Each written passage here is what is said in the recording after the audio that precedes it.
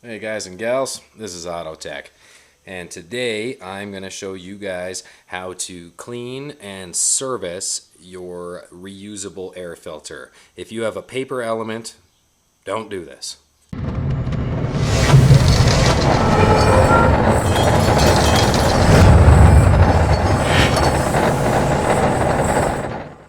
So I know the brochures and everything for K&N air filters say that they don't have to be serviced for like 65 billion years.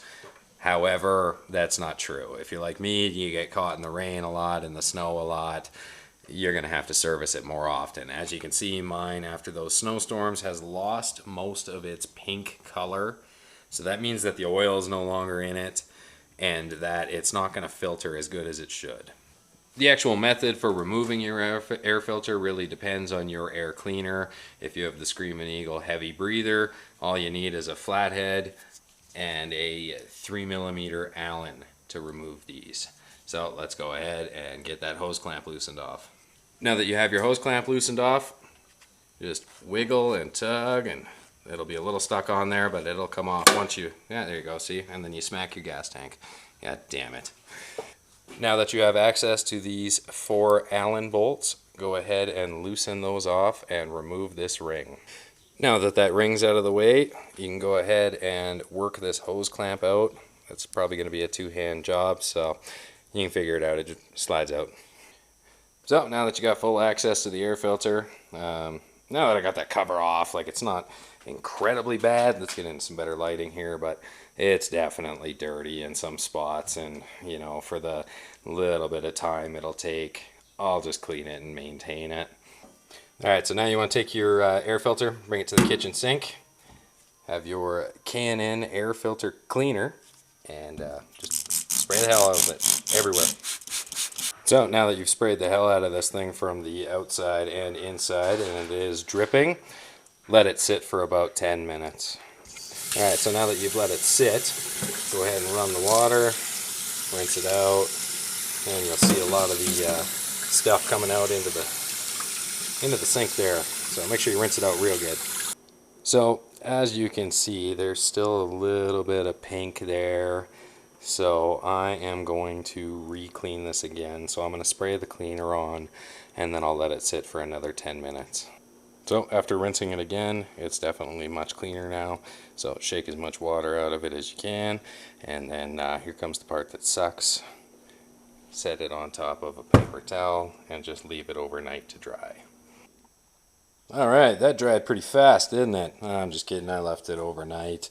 So now that it's all dry, this is going to be tough to do one-handed, but you want to get, like, I'm definitely a fan of the oil instead of the aerosol spray. I find it's just easier to control, easier to maintain the amount that's going on, and I've just had better luck with it. I've been using K&N filters and air raid filters and stuff in vehicles for years, so I've definitely got some practice when it comes to oiling these things, and I have over-oiled it and screwed up mass airflow sensors back in the day, so it can be costly if you put too much on. So the absolute easiest way to do it is just run a little bead along the top of the valley, and then again along each valley. Once you've worked your way around, gone down every single peak, don't start looking at it right just yet and seeing where you missed and where you need to top up. Let it wick, or I guess like seep into it for, you know, about 15-20 minutes, and then you'll recheck it. I guess while that's doing its thing, I'll talk to you a little bit about the cleaning and stuff that I use. I know K&N says that you have to use their cleaner and their oil if you're going to service their filter, or they void the warranty, blah, blah, blah, blah.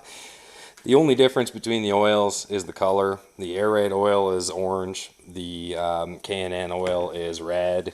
You know what? I think the actual next time that I need to do this service, like I've got enough in here to do it again, but next time I run out, I think I'm actually going to try soaking this filter in dish soap and water, see what happens, because I mean, this is just a degreaser.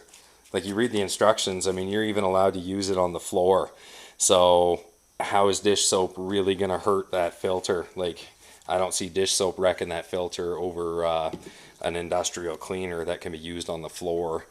As for the oil, I don't believe the aerate one is available in the drip bottle, so that's kind of why I use the K&N oil for that. You can try using the aerosol. I just find it's not as accurate, and you can definitely lead to over oiling it. It's really up to you. Alright, so now that it's had some time to wick, you give it a good look, and if you can still see any white spots, go back and just put a little drip of oil on them, like right about here. I'm probably going to put another drip on there, let that soak in some more. Now that your filter's all cleaned up and re-oiled and everything like that, you're going to just reassemble everything back the way that you took it back apart. This part isn't so much crucial because everyone's intake is going to be different, so I mainly just wanted to show you how to actually clean the filter and service it. So I hope I helped some of you out. If you liked it, make sure you go on and hit that subscribe button. I got some other good how-tos and some not so good how-tos. Let me know below how often you clean your air filters, what you use to clean it, if you tried dish soap, how it worked out for you. Thanks for taking the time and watching.